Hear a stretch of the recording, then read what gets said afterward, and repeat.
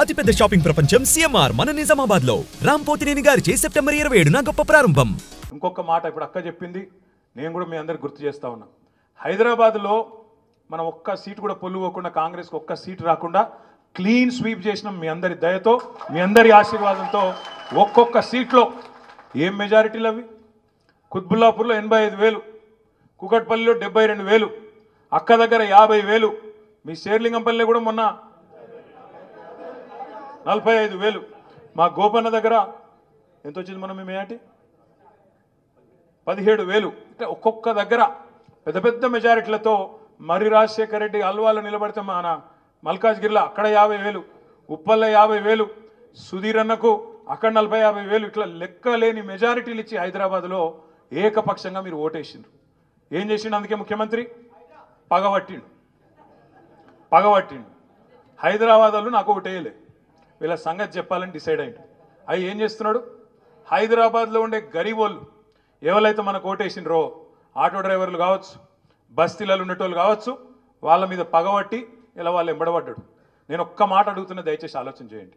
ఈ ముఖ్యమంత్రికి నిజంగానే చిత్తశుద్ధి ఉంటే, నిజాయితీ ఉంటే, వాళ్ళ అన్నగానికి ఒక న్యాయం ఉంటుంది, మరి గల్లీలలో గరీబోళ్ళు ఉండే గల్లీలలో ఉండే పేదవాళ్ళకు ఒక న్యాయం ఉంటుందా?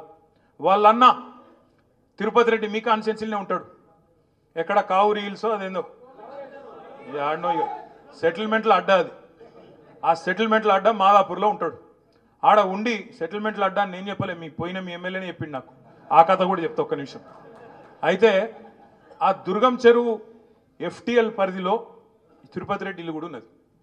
తిరుపతి రెడ్డికేమో ఆయన ఇల్లు ముట్టుకోవాలంటే ఆడ చుట్టూ పోలీసు వాళ్ళు రక్షణ, ఆయనకు మొత్తం అంగరక్షణ, చుట్టూ మంది బల్గం, అర్ధబలం, అంగబలం అన్నీ ఉన్నాయి. తిరుపతి రెడ్డి ముట్టాలంటే మన అధికారి ఉంటాడా? ఊసిపోతాడు కదా. అందుకే తిరుపతి రెడ్డి ముట్టారు. ఏం చేస్తారు తిరుపతి రెడ్డికి? అన్నా నీకు నోటీస్ ఇస్తున్నా, నీ దగ్గరికి కూడా రాను, ఇవ్వకపోతే వాళ్ళు తిడుతురు టీఆర్ఎస్ వాళ్ళు, కాబట్టి నీకు నోటీస్ ఇస్తా, నువ్వు కోర్టుకు పో, నువ్వు పోయి తెచ్చుకో, ఏదో ఒకటి కింద మీద పడి ఒక ఆయుధం తెచ్చుకో, దాన్ని పెట్టుకొని నేను ముట్టా అని చెప్తారు. అదే గరీబ్ గాడు ఉన్నాడు అనుకో, తెల్లారి 3 గంటలకు బుల్డోజర్లు వస్తాయి ఇంటికి. పిల్లగాళ్ళకి వెళ్ళి మేము పుస్తకాలు తీసుకుంటాం సార్, మేము బడికోవాలంటే దయ ఉండదు. ఆడోళ్ళు మేమరే అన్నం ఉడకబెట్టిన మరి అయ్యా పక్క తీసుకుంటాం, బియ్యం పక్కకు తీసుకుంటామంటే దయ ఉండదు. గరీబోళ్ళు చెప్పులు కుట్టుకునే దుకాణాలు ఉంటే వాళ్ళని తీసుకెళ్ళి రోడ్డు మీద పడేస్తారు, బిల్డింగ్లు నిర్దాక్షిణ్యంగా కూలగొడతారు.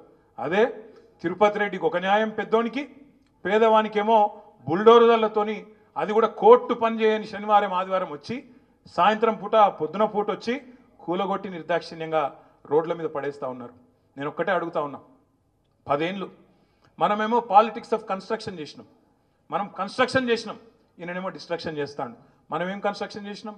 ఇప్పుడు అక్క చెప్పింది, ఒక్క శేర్లింగంపల్లి నియోజకవర్గంలో దాదాపు 10-12 వేల కోట్ల రూపాయలు ఖర్చు పెట్టి వాటర్ ట్యాంకులు కట్టినాం, ఫ్లైఓవర్లు కట్టినాం, అండర్ పాస్లు కట్టినాం, లింక్ రోడ్లు వేసినాం, కొత్త రోడ్లు వేసినాం, అదేవిధంగా ఇండ్లు కట్టినాం, 1,00,000 డబుల్ బెడ్రూమ్ ఇండ్లు కట్టినాం హైదరాబాద్లో, ఎస్టీపీలు కట్టినాం.